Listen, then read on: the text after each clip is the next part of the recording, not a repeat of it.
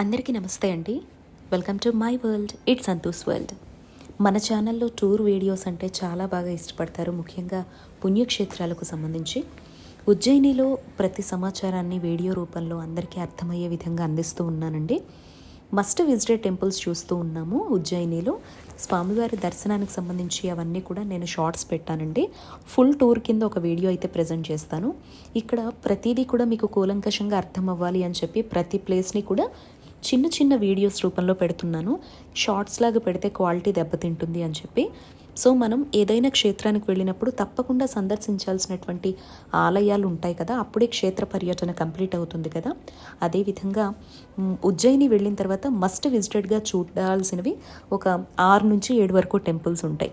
స్వామివారి టెంపుల్ పరిసరాల్లో కొన్ని ఉంటే, ఆటో మీద కానీ క్యాబ్ మీద కానీ వెహికల్లో తిరుగుతూ చూడాల్సినవి కొన్ని ఉంటాయి. ఇక్కడ ప్రైవేట్ బస్ సర్వీసెస్, అదేవిధంగా ఆటోలు, క్యాబ్ సర్వీసెస్ అన్నీ అందుబాటులో ఉంటాయండి. మన ఫ్యామిలీతో సరిపడా మెంబర్స్తో వెళ్ళాలి అని అనుకుంటే ఆటోలో 500 నుంచి 700 వరకు తీసుకుంటారు. లేదా ఒక్కరిపై వెళ్ళాలి అనుకుంటే బస్సెస్ కానీ లేదా షేర్ ఆటోస్ కానీ 100 రూపాయల వరకు పర్ హెడ్కి తీసుకొని మొత్తం అన్నీ కూడా తిప్పుతారనమాట. సో మనం టెంపుల్ పరిసరాల్లోనే బడా గణేష్ టెంపుల్ చూసాము. ఇప్పుడు మనం ఘట్ కాళికా టెంపుల్ దగ్గరికి వెళుతున్నాం. కాళీమా ఎవరంటే మనకున్న అష్టాదశ శక్తి పీఠాల్లో ఒక రూపంగా పూజలు అందుకుంటూ ఉన్నటువంటి సాక్షాత్ కాళికాదేవి అనమాట. ఈ ప్రదేశాన్ని ఘడ్గా పిలుస్తారు. అమ్మవారు కాళిగా ఉన్నారు, మొత్తంగా కలిపి ఘడ్ కాళిక అని చెప్పి పిలుస్తారు. సుందరమైనటువంటి రూపంలో కాళిదాసు అని మనం వింటాం కదండి, మన తెలుగువారికి బాగా తెలిసినటువంటి కవి. ఆయనకు జ్ఞానాన్ని ప్రసాదించినటువంటి ప్రదేశం ఇదేనండి. ఎంతోమంది అఘోరాలు వచ్చి అమ్మవారి ఆరాధన చేసి ఎన్నో శక్తుల్ని పొందుతారు. కొన్ని వేల సంవత్సరాల చరిత్ర ఇక్కడ అమ్మవారి సొంతం అన్నమాట. ఇక్కడ అడుగు పెట్టినంతనే చాలు మనలో ఉన్నటువంటి నెగిటివిటీ అంతా కూడా పూర్తుంది అని చెప్పి బాగా నమ్ముతారండి. ఇక్కడ అమ్మకు సమర్పించడం కోసం అని చెప్పి ప్రత్యేకమైనటువంటి శారీస్ కానీ, వస్త్రాలంకరణకు సంబంధించినటువంటి వస్తువులు కానీ, పసుపు, కుంకుమ, కొబ్బరికాయ ఒక సెట్ లాగా అమ్ముతారు. అది 100 రూపీస్గా ఉంటుంది. నేనైతే మాత్రం హైదరాబాద్ నుంచి వచ్చినప్పుడే నేను ఘడికాళిక అమ్మవారి కోసము, నర్మదా నది కోసము 2 శారీస్ అయితే తెచ్చుకున్నానండి. సో ఇప్పుడు అక్కడ ఉండే పసుపు కుంకుమ కొనుక్కొని శారీతో కలిపి అమ్మవారికి సమర్పిస్తున్నాను అనమాట.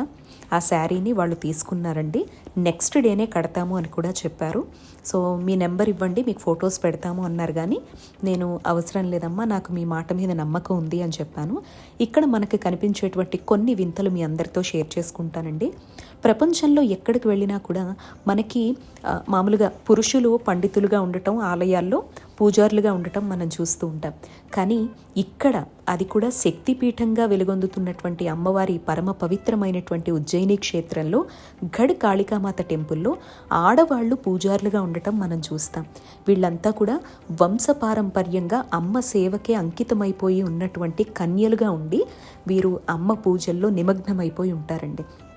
వీళ్ళంతా కూడా వంశపారంపర్యంగా వస్తారండి. వాళ్ళ వంశం అంతా కూడా అదే విధంగా అమ్మ సేవ కోసమే అంకితమైపోయి ఉంటారు.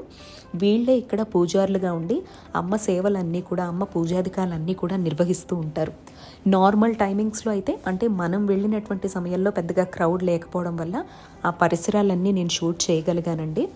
మామూలుగా అయితే ఇసుకేస్తే రాళ్ళనంత జనం ఉంటారు. ప్రత్యేకమైనటువంటి కుంభమేళాలు జరిగినప్పుడు, ప్రత్యేక ఆరాధనలు జరిగినప్పుడు ఆలయం అంతా పూర్తిగా కూడా జనసంద్రంతో నిండిపోయి ఉంటుంది. అమ్మకు త్రికాలాల్లో హారతి ఇస్తారండి. సాయంత్రం 7 గంటలకు ఇచ్చేటువంటి హారతి అయితే అసలు మాటల్లో వర్ణించలేనంత అద్భుతంగా ఉంటుందన్నమాట. ఇక్కడ వీరు చేసేటువంటి అలంకార శైలి అయినా, దేవతామూర్తుల రూపాలైనా చాలా భిన్నంగా కనిపిస్తాయి మనకి.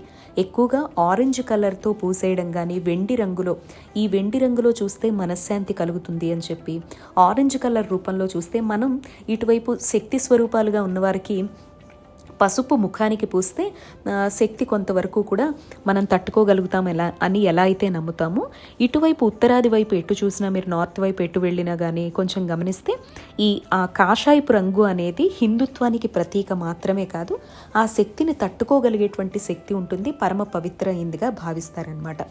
మీరు ఎక్కడ కూర్చున్నా కూర్చోకపోయినా ఇటువంటి శక్తిపీఠాలకు వచ్చినప్పుడు, అందులోనూ చాలా పరమ పవిత్రమైనటువంటి దేవతా స్వరూపిణిగా పూజలు అందుకుంటున్నటువంటి ఈ తల్లి క్షేత్రంలో కాసేపు కూర్చొని మనసులో బాధ అయినా సంతోషమైన ఇంతటి అవకాశాన్ని ఇచ్చినటువంటి ఆ తల్లికి కృతజ్ఞతలు చెప్పేటువంటి అవకాశాన్నైనా మనస్ఫూర్తిగా ఒక ధ్యానం రూపంలో అయితే అర్పించడం ఎట్టి పరిస్థితుల్లో మర్చిపోద్దండి.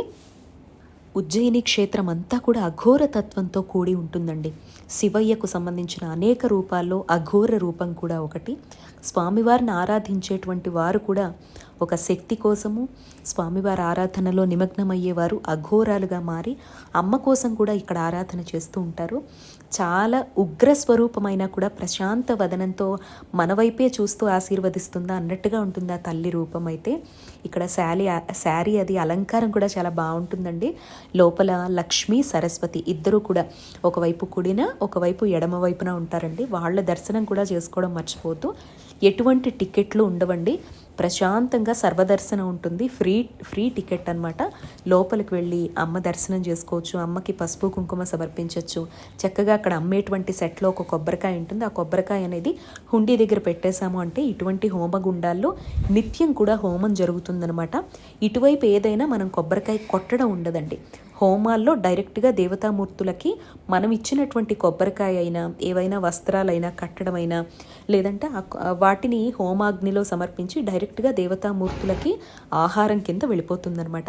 ఇదొక ప్లస్ పాయింట్ మనం ఇటువైపు ఎక్కడ దేవతామూర్తుల దర్శనం చేసుకున్నా కూడాను. అలాగే మీరెవరైనా ఇతర ప్రాంతాల నుంచి వచ్చేవారైతే అమ్మకి పసుపు కుంకుమ తేవాలనుకుంటే చక్కనైనటువంటి పట్టు చీర తీసుకురండి. నాకు లోపల లక్ష్మీ సరస్వతి ఇద్దరు ఉంటారు అని తెలియదండి, లేకపోతే ఇంకొక 2 శారీస్ తెచ్చేదాన్ని. సో నేను తెచ్చినటువంటి చీర అయితే కాళీ అమ్మకు మాత్రమే వస్తుందనమాట. సో త్రిశక్తి స్వరూపిణిగా ఉజ్జయిని మహాక్షేత్రంలో మహాకాళిగా అమ్మ పూజలు అందుకుంటూ ఉన్నారు. చక్కగా మంచి వస్త్రం గనక తెస్తే మనస్ఫూర్తిగా అమ్మ మనం ఇచ్చినటువంటి వస్త్రాన్ని కట్టుకుంటారండి. వాళ్ళు స్వీకరించి మనకు ఫోటో పెడతామని కూడా చెప్తారండి. అంత బాగుంటుంది. సో ఈ విషయం అయితే ఎవ్వరూ మర్చిపోతూ అభిషేకాదులు వంటివి నిర్వహించుకోవాలి అని అనుకున్నా కూడా చక్కగా మనం వచ్చి అమ్మకి అభిషేకం లాంటివి చేయించుకోవచ్చండి. సో దానికోసం ఒక రోజు ముందే వచ్చి ఆ ప్రక్రియ అనేది తెలుసుకొని, లేదంటే మనం డబ్బులు కట్ అయినా కూడా వాళ్ళు మనకి వీడియో లాంటివి పంపిస్తారు, చూడొచ్చు. కాళీమాత విగ్రహాలు కావాలన్నా పరమశివుడి విగ్రహాలు కావాలన్నా ఇక్కడ బ్రాస్ కొంచెం కాస్ట్ ఎక్కువగా ఉన్నట్టు అనిపిస్తుంది, కానీ మేలిమి రకం బ్రాస్ దొరుకుతుందండి. బట్ చాలా బాగుంటాయి. దేవతామూర్తుల విగ్రహాలన్నీ కూడా కళ్ళ ఉట్టిపడినట్లుగా కనిపిస్తుంది అనమాట. సో ఇలా మనం ఫస్ట్ బడా గణేష్ టెంపుల్ తర్వాత కాళీమా దర్శనంకి వచ్చాము. నెక్స్ట్ టెంపుల్ నెక్స్ట్ వీడియోలో చూసాము.